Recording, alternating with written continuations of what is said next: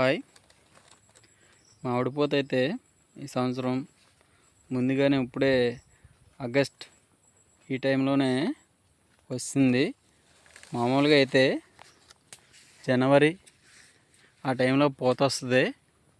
ఇప్పుడు వచ్చేసింది. ఇది వర్షాకాలం.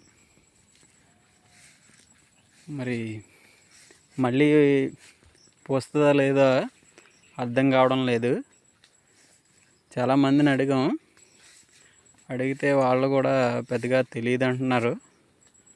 ఇలాగైతే ఎప్పుడు జరగదు. ఎప్పుడైనా ఒక చెట్టు పూస్తుంది. అలాంటిది ఈ సంవత్సరం మొత్తం అన్ని చెట్లకి పూత అయితే వచ్చేస్తుంది. ఇది మళ్ళీ ఇలక వచ్చి మళ్ళీ ముదిరి మళ్ళీ పూత రావాలి.